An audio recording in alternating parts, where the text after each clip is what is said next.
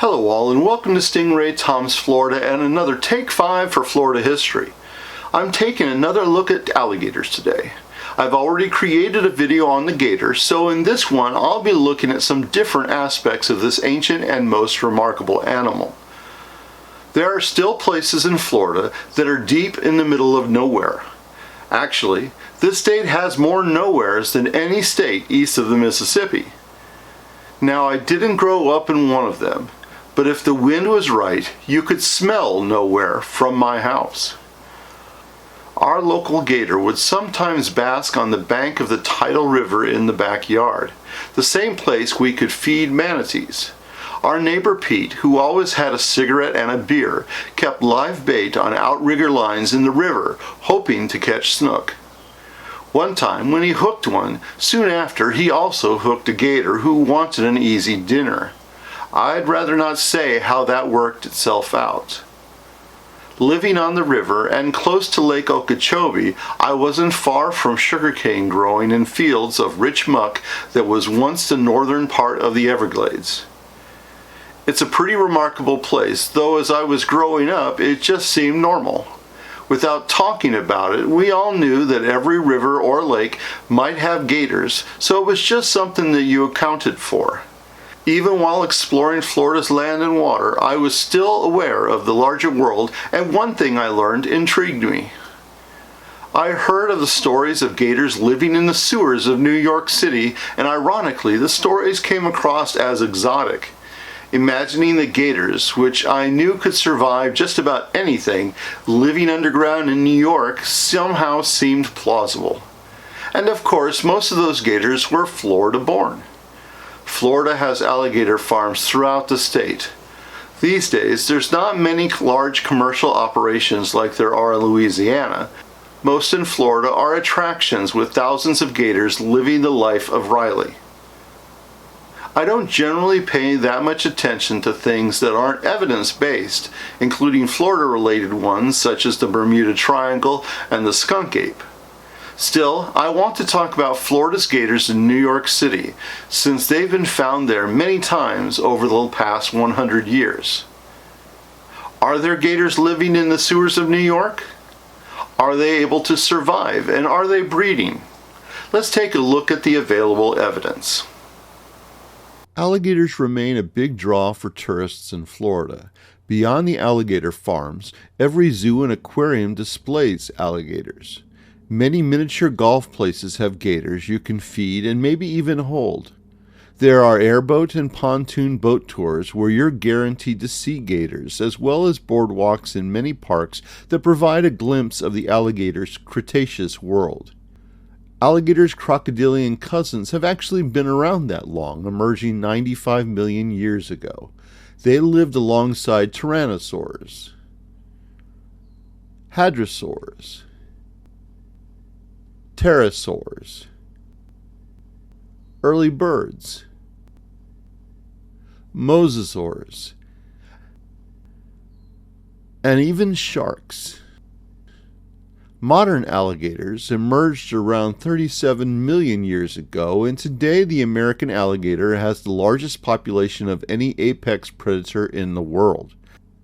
Today there's 25,000 polar bears, 35,000 lions, 100,000 mako sharks, and 250,000 wolves in the world. But there's 3 million gators, with 1.3 million just in Florida. So we know that gators are both remarkably successful and have changed little in millions of years. Gators aren't just a popular attraction in the state today. Tourists have been spotting them since the 1820s. Travelers in the newly acquired territory would visit St. Augustine and take trips along the St. Johns. After the Civil War, tourism grew, and that's when the first alligator farms developed.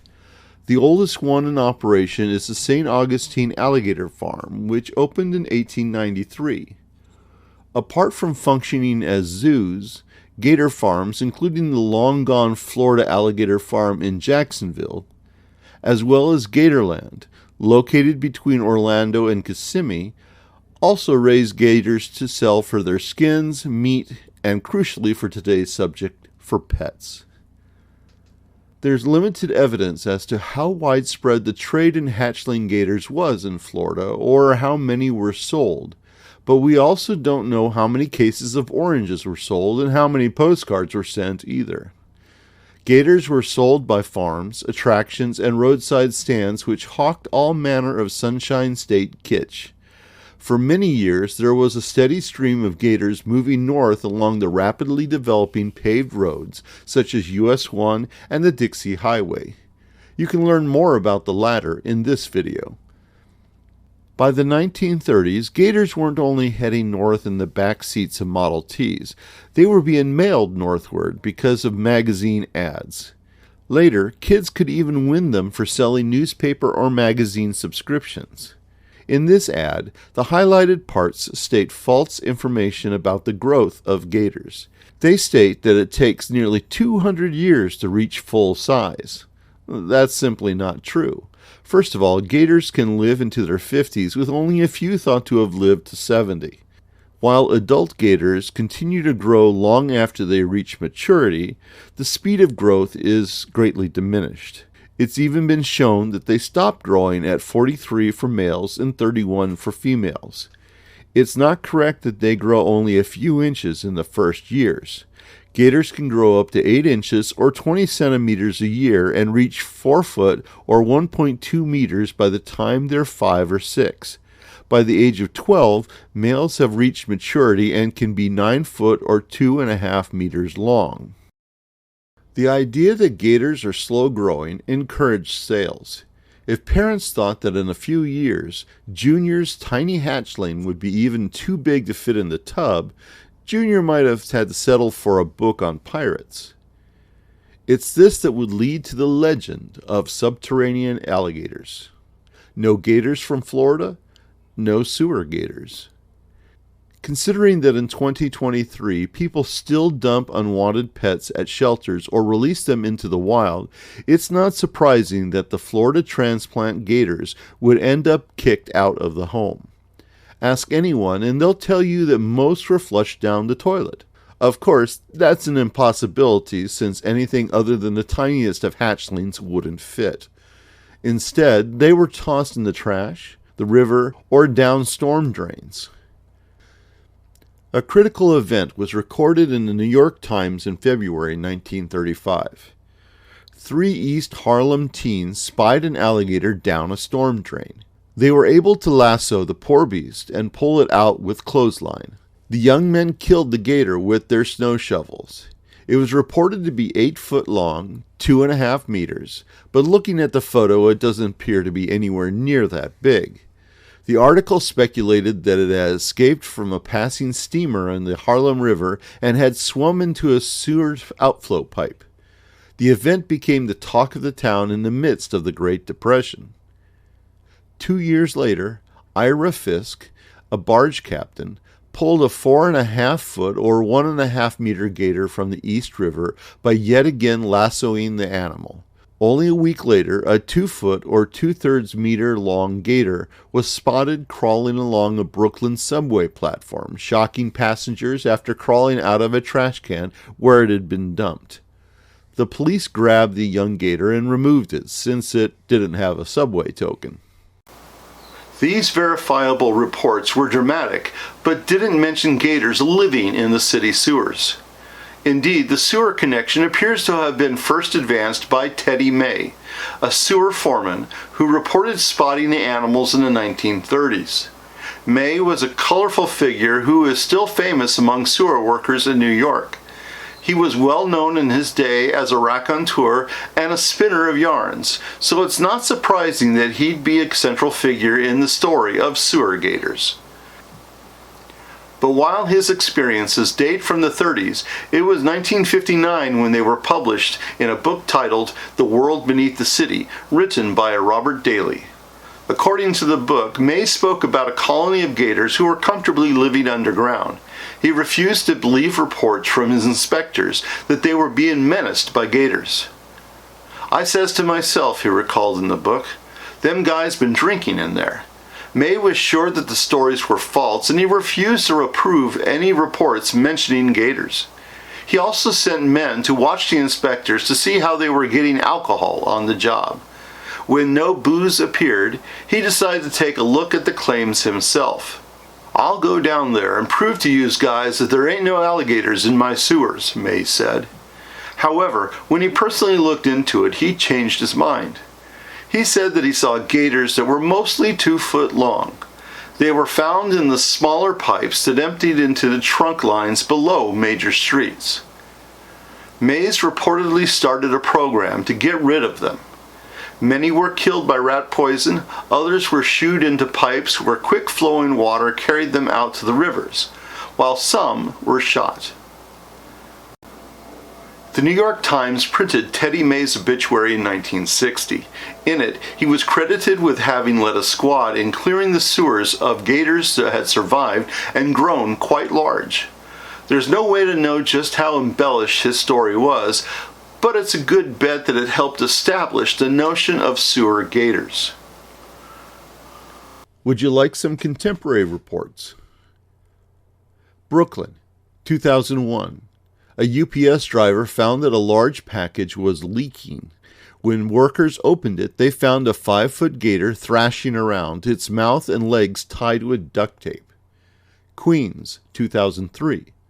A 3-foot gator was found by a dog walker in Alley Pond Park and was promptly named Alligator by park officials.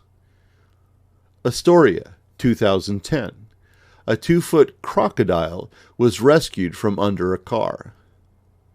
Manhattan, 2015. A 3-foot gator tried crossing the street during evening rush hour. And in 2019, 3 gators were recovered by officials. They were given names.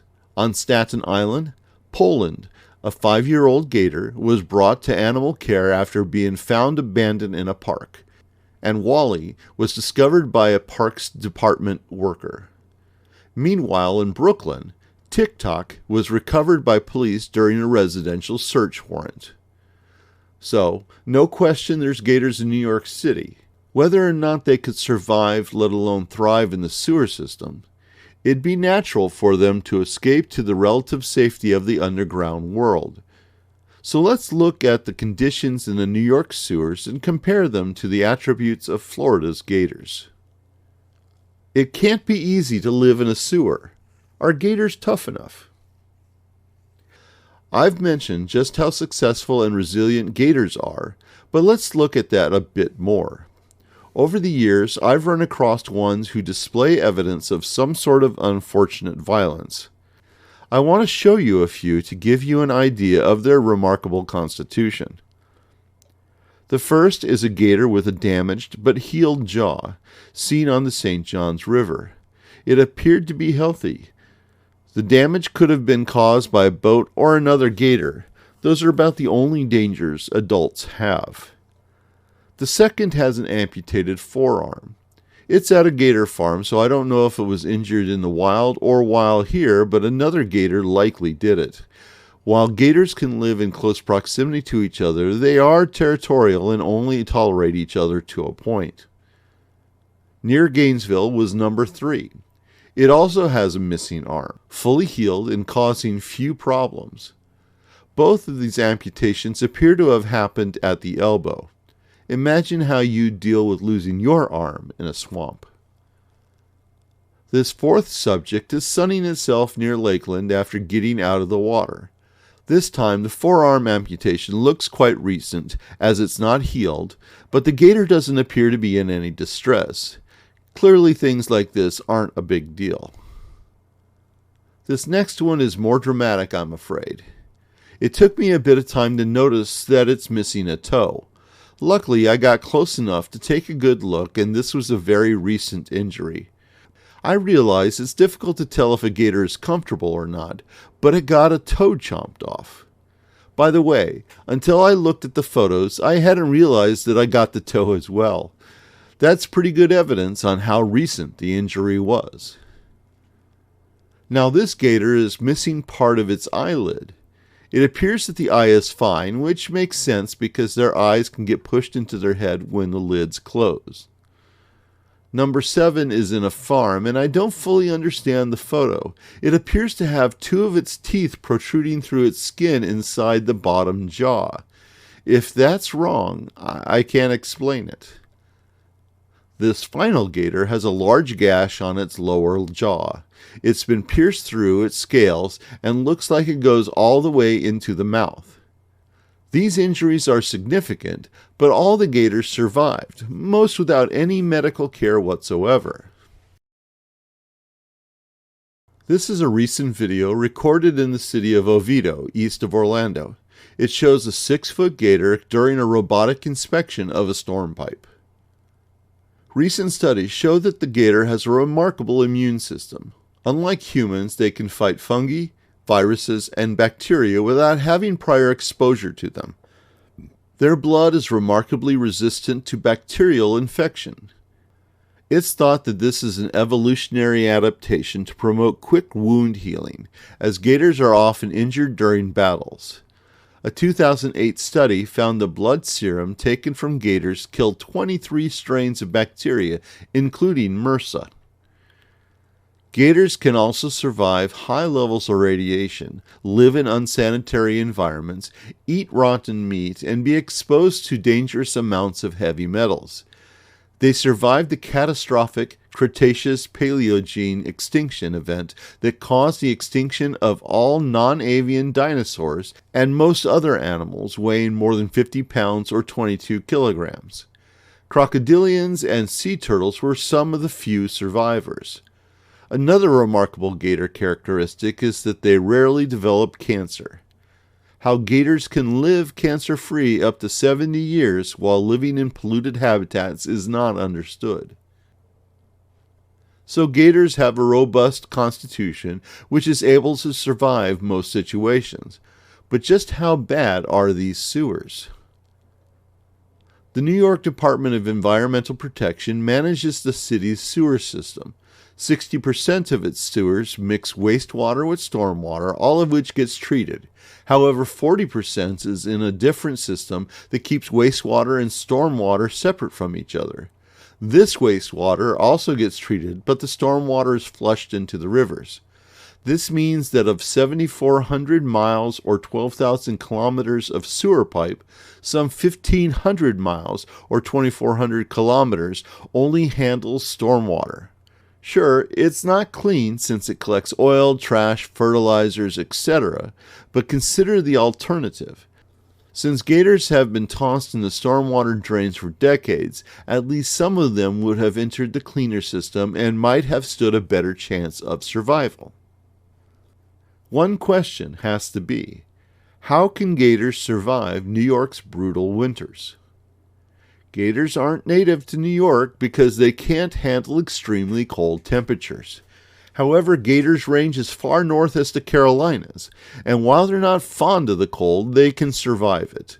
It's been shown that when the temperature drops below freezing and the lakes crust over with ice, gators will poke their snouts above the surface to survive the weather. When it comes to the New York sewers, remember it's a basic requirement that they don't freeze. The city buried its sewer pipes below the frost line, like everywhere else. The pipes are protected so that the water will always flow. Therefore, gators could potentially survive. But what about food? Would sewers provide enough food for gators? We know that rats thrive in sewers, and New York City has an estimated 2 million of them, though not all of them live in the sewers. Still, everyone would agree that rats are a plentiful food source.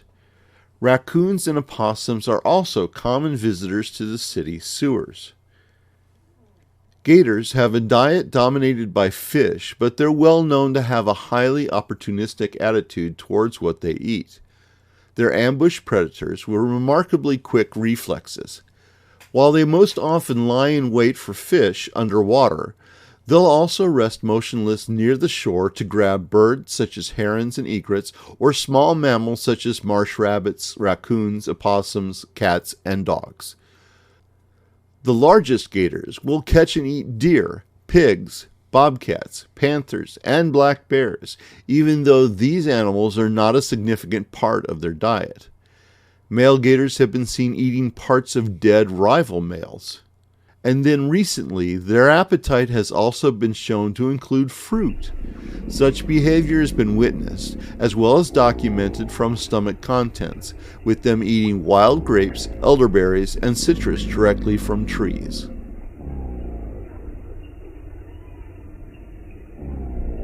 Gators are just cold-blooded reptiles. Are they intelligent enough to survive in such a hostile environment?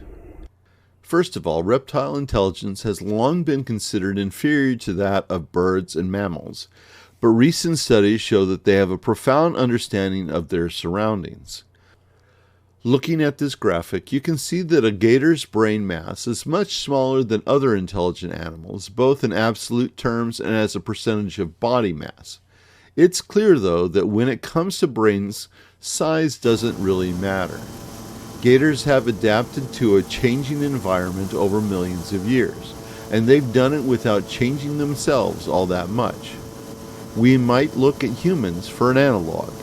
Like gators, humans have adapted to various environments. They've done so using their intelligence. Plus, both are long-lived and develop intellectually as they age. For gators, there's a number of remarkable behaviors that prove this. They've been observed to collaboratively hunt in groups. By coordinating actions and taking on different roles, their efforts can result in a larger amount of food than if hunting individually. Gators use tools to help them hunt. For example, they're known to float motionless with a collection of sticks on their snouts. When birds like egrets and wood storks come to collect the potential nesting material, the gators grab them. They've also learned how to climb up and over chain link fences to get to the other side. Those fences are tools. Gators are some of the most active reptile mothers. A mother builds a nest that stays dry and generates heat through the natural composting process. She'll guard the nest for 2 months until the offspring chirp while they're in the eggs. That's the signal that they're ready to hatch, so she'll chirp back. Mothers will then uncover the eggs and help the ones that are having difficulty hatching. Once hatched, she'll carry the babies in her mouth to the water. She'll stay near the nesting sites in order to protect them from hungry raccoons, waterfowl, and other gators. It's common for mom to act as a guard for 2 years. In addition, gators have developed a repertoire of sophisticated calls. The chirping is just one. Gators growl, shriek, roar, and hiss to communicate, and even produce infrasounds, sound waves with a frequency below the limits of human hearing. When produced underwater, the resulting vibrations can be heard and felt over long distances. It's called bellowing, and it's one of the more remarkable sights and sounds in nature. Check it out.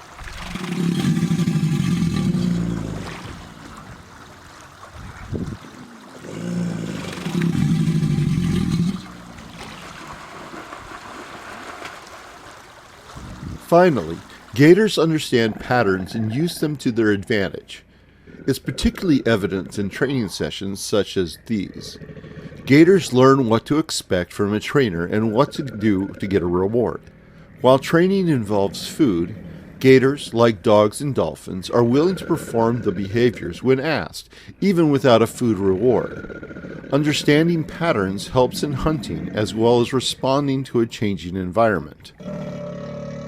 There's just one other item I want to cover. That's the idea that sewer gators might have evolved by losing their skin pigment as a reaction to being in the dark. First of all, I haven't seen a report that a white gator was ever seen in New York, so this is likely fantasy, but such gators do exist in nature.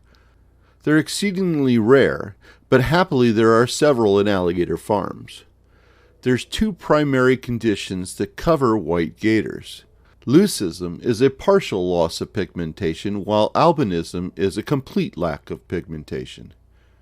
There's any number of conditions that make white gators, but they're born leucistic or albino. It's highly unlikely that living in near absolute darkness would turn gators white. A more likely, though highly improbable possibility is that a couple white gators produced white offspring, which continued the trait in future generations. To recap, the New York City sewer is a horrible place to live unless you're a rat. Rats do fine there, so gators might as well. Gators are resourceful, intelligent, opportunistic, tenacious, and like many reptiles, single-minded when it comes to survival. They modify their environment, including digging wallows, deep water holes that are dry season refuges, not only for themselves but for fish, birds, and mammals. I'd suggest that if any large animal could survive in the sewers, it'd be Florida's gators. The biggest issue might be reproduction. While there's a possibility that escaped or abandoned gators could survive, whether they'd have offspring is another question. Mother gators build large mounds of vegetation in which they place their eggs, but that'd be nearly impossible in the sewers due to lack of plant material and the threat of quickly flowing water. Still, I think that the best evidence is that there's simply no credible first-hand reports of a population of sewer gators in the past 60 years.